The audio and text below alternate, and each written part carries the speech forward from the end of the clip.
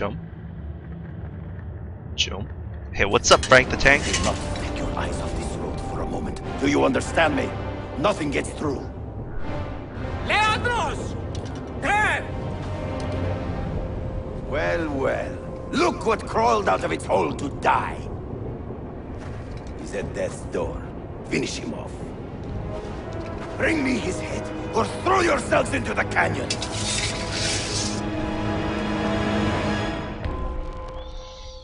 Kill at least 5 guards from a haystack. I could do that.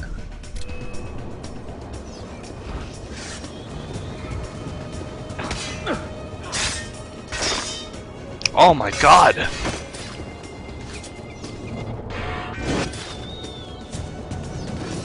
Yep, I finished Brotherhood last night. Let's infiltrate the village. Oh, do I want to loot him? Sure, why not? Let's loot the body.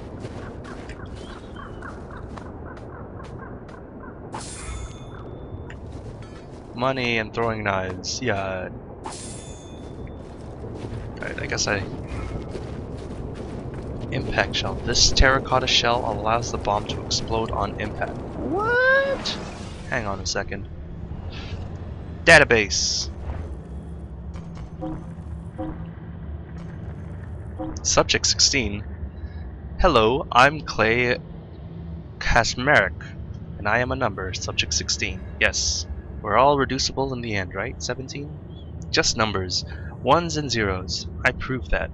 The day before I offed myself, I created this little artificially intelligent construct talking to you now.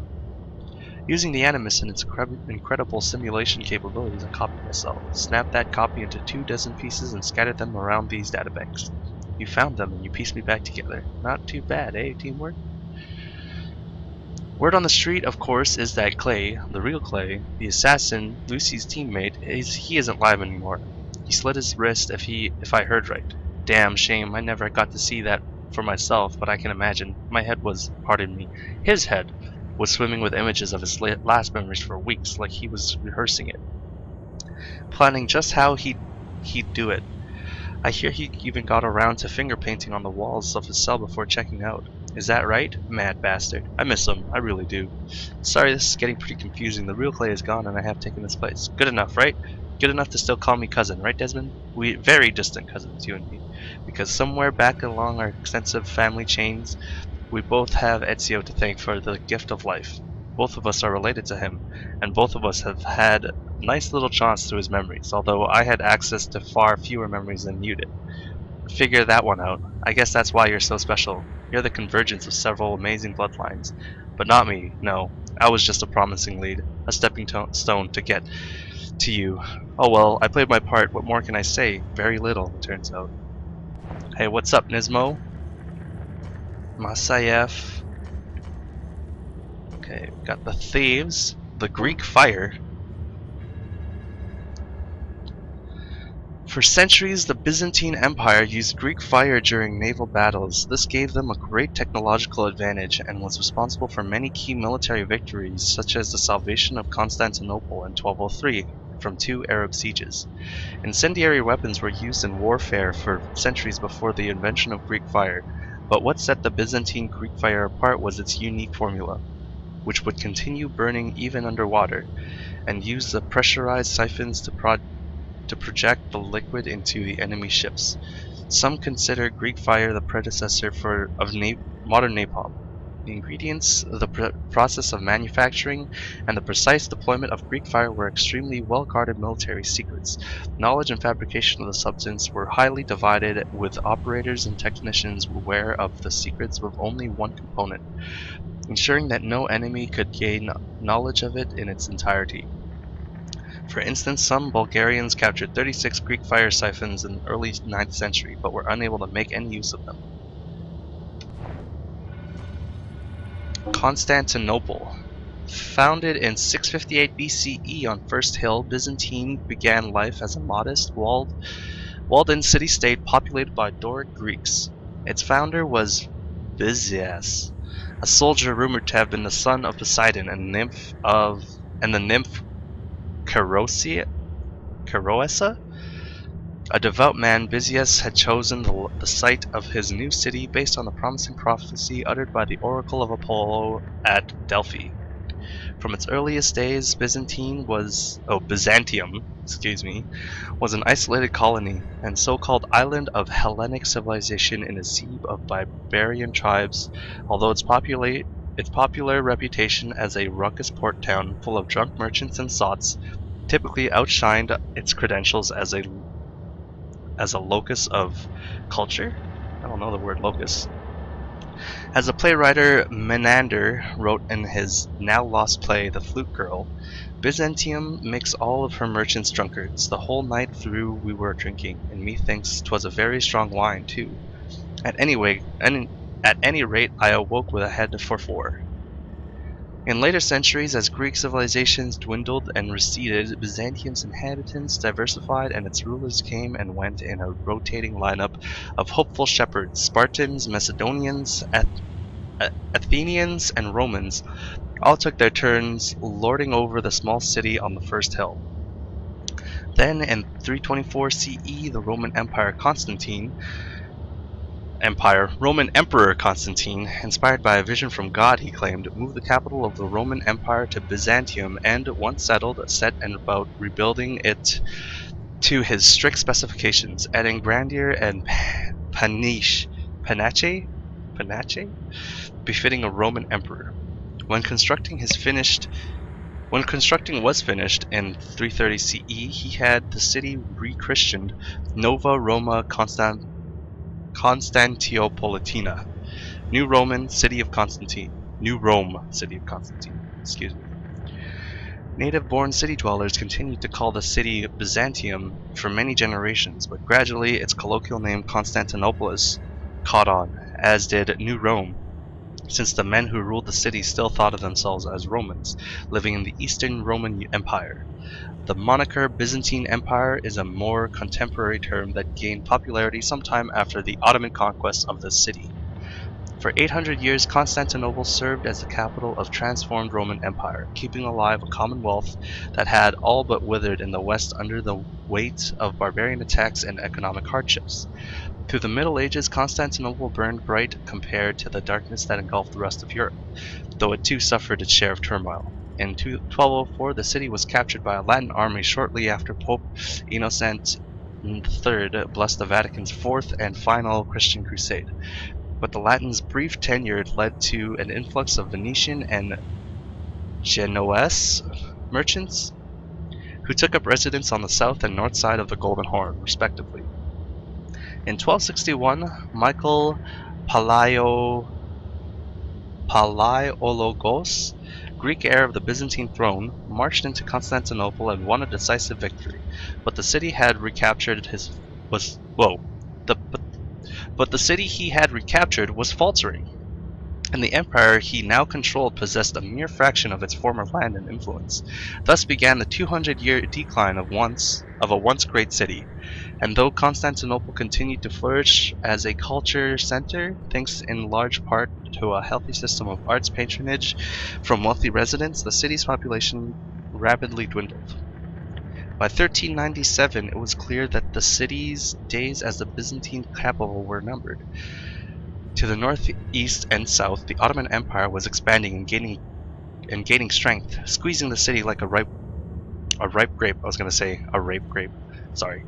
The Byzantine emperors of this era pleaded with the leaders in Western Europe for aid, but ongoing wars and the complicated feelings held by the Catholic West concerning their Orthodox cousins led only to a series of half-hearted gestures and weak alliances.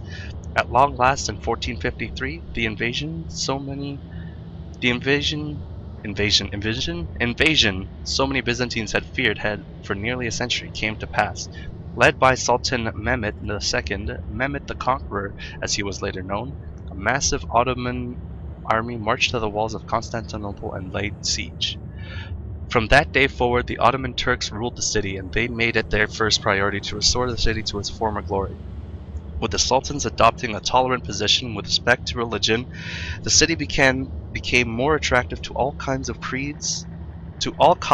creeds, and over the next 100 years its population increased tenfold, from 40,000 to 400,000. Constantinople, now called Istanbul, by a large number of its residents, was back on the map and destined for greatness once again.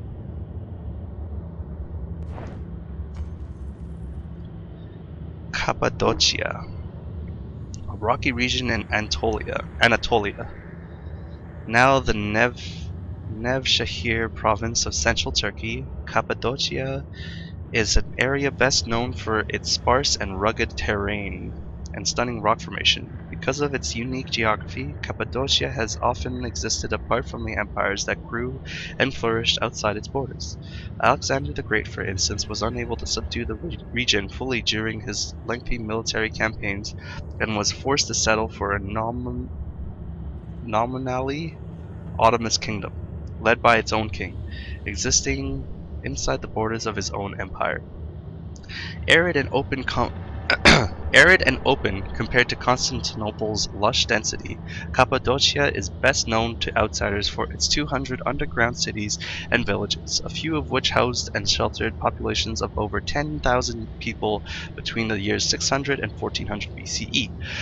Literally carved into soft rock prevalent through the region, these cities were fully functioning colonies comprised of hundreds of narrow tunnels and caverns connecting dozens upon dozens of rooms, including living quarters, chapels, granaries, kitchens, wine and oil presses, ventilation shafts, and stables.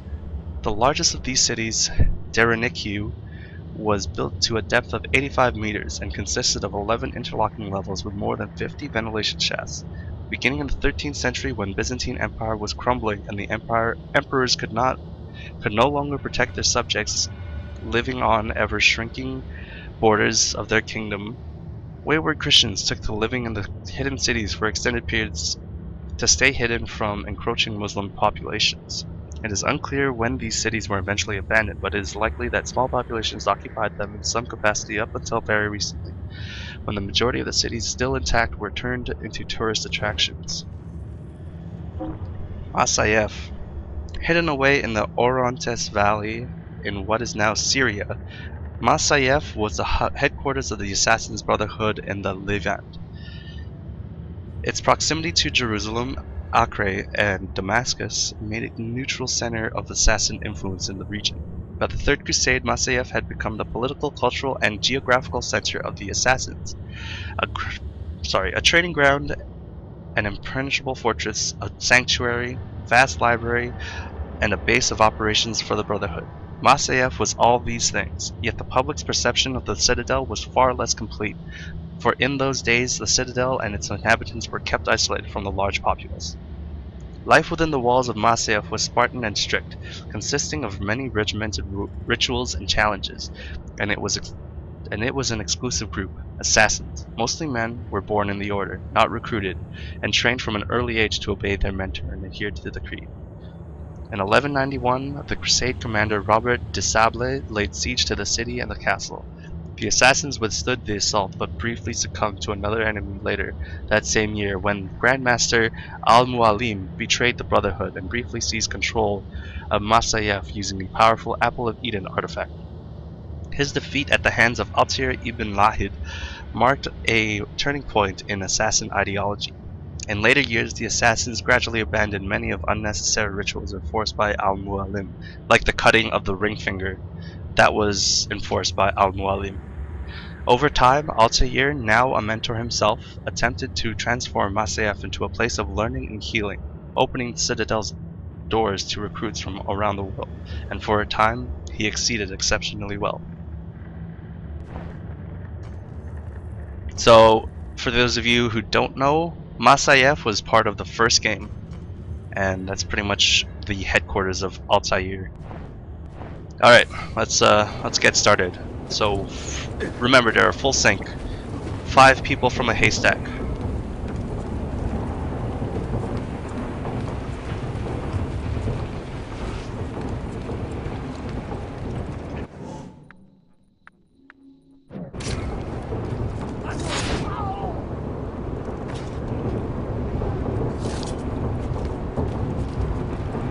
Dude, this is number 1.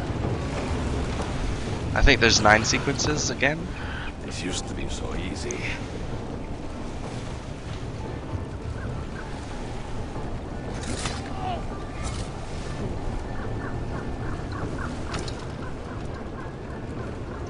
What are you talking about? I finished Brotherhood. This is Assassin's Creed Revelations.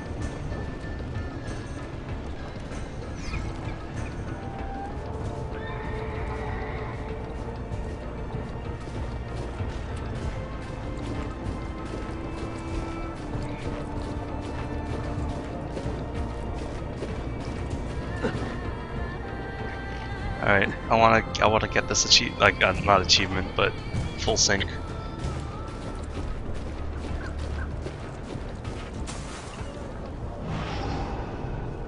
Oh, what? It shows their path? That is cool. Oh, I'm sorry, but that is friggin' awesome. It'll show their path now, so he's gonna take the outer ring, and then end up there, and I should be able to assassinate him.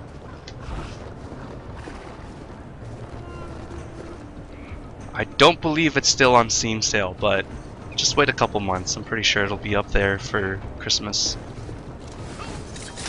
Gotcha! Alright. Now I do believe those two are there. Okay. And then there are guys over there too. Alright. So we will go around. Come on, Ezio. Can I heal myself? Do I have any potions? Doesn't look like I have any potions.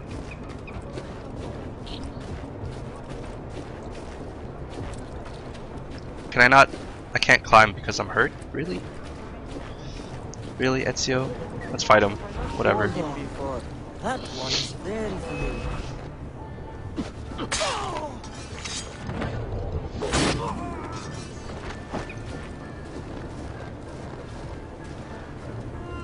Where do they cut cloaks like that? Isfahan?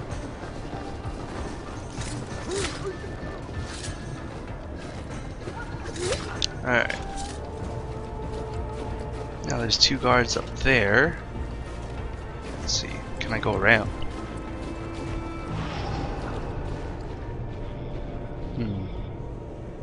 I can go around. Cool. Whoa. Did I just see a ghost? That was... Nobody's there. Oh, it's the trail. Okay.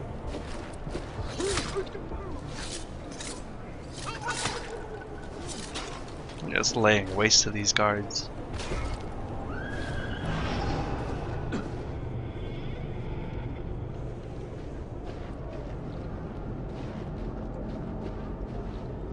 Uh-oh.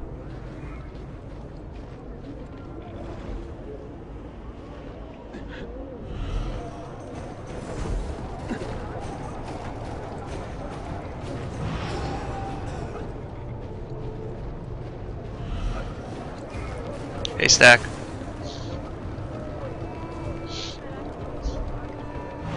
Alright, that guy doesn't come here, but that guy does. He has to.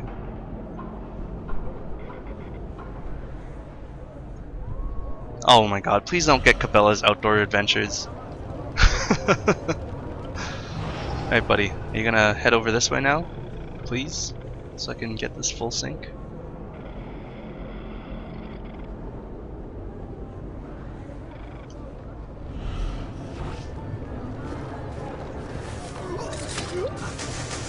Awesome. Alright. Captain Dude went this way. Whoa!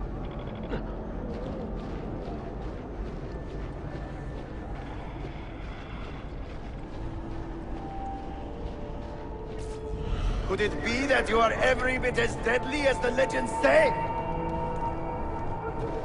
Or am I in charge of an army of drunks swinging sticks? Right this way, Ezio. Nowhere left to run now! Not for me, and not for you.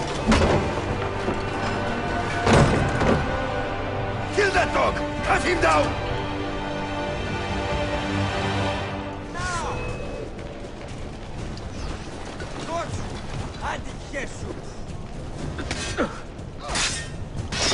Hiya! Eat it! Alright.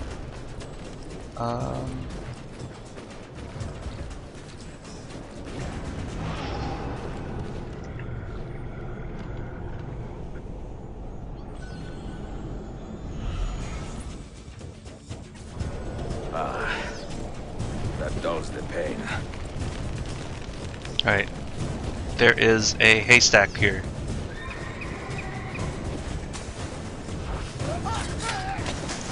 I can't count. Does anyone remember how many haystack sets has been now? Uh-oh. He's angry. Ah! Okay. If I do that... Oh, the haystacks don't light up. Darn. Okay. Is that guy near a haystack? No, he's not. Does that guy pat to a haystack? No, he doesn't. That's a lot of guards over there.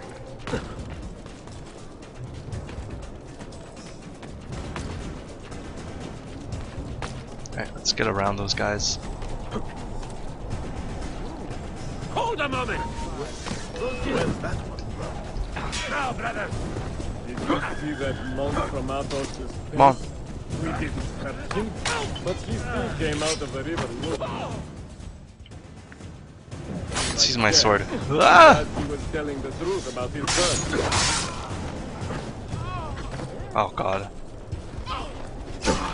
Are you serious?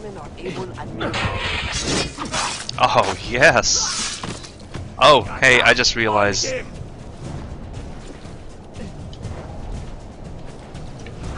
Ow! That's not even fair.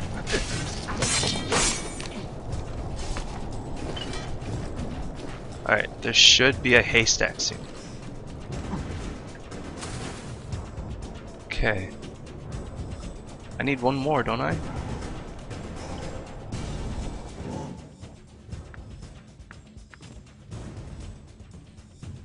Oh, poison darts. What?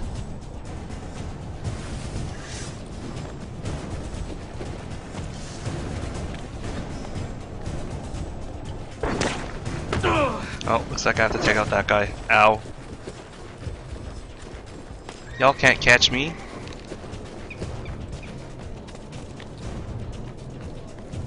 Alright, climb up.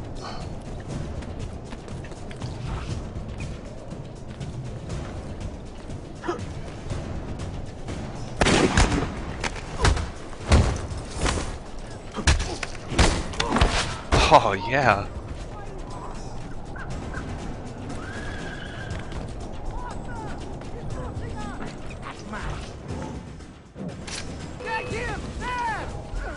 Uh-oh.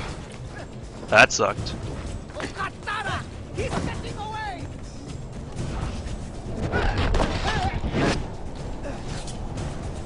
Alright.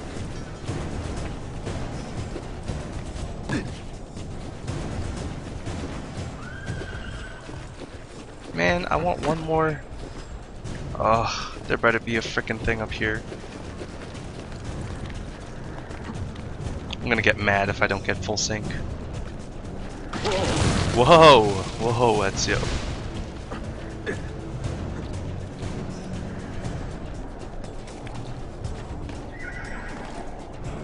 I hear a horse. Oh, cool. Horse, Malagas.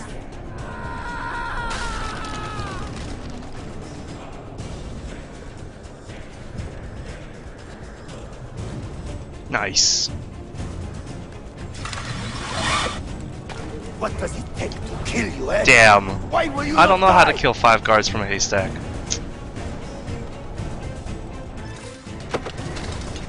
Don't you ever stop howling.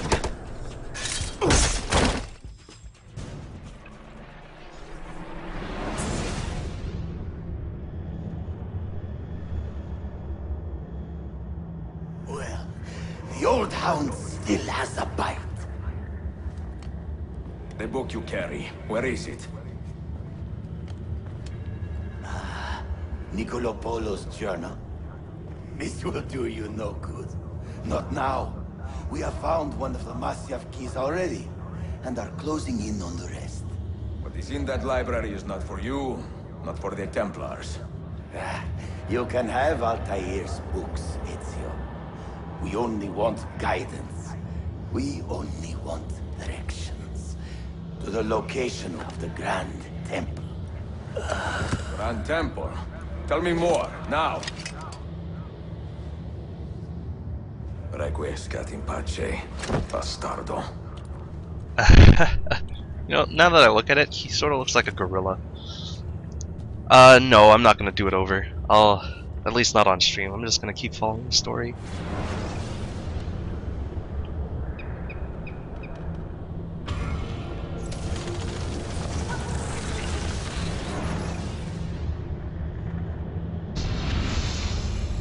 This apple. It is a remarkable piece of work. Feel the material, hard as steel, but very light. You really want to be fooling with that thing? I do. I absolutely do. I have been waiting a long time to get my hands on one of these. Okay, you're making me nervous, Bill. Don't be. I don't think I have the right genes to properly wield it. Oh, but Desmond, you think he does?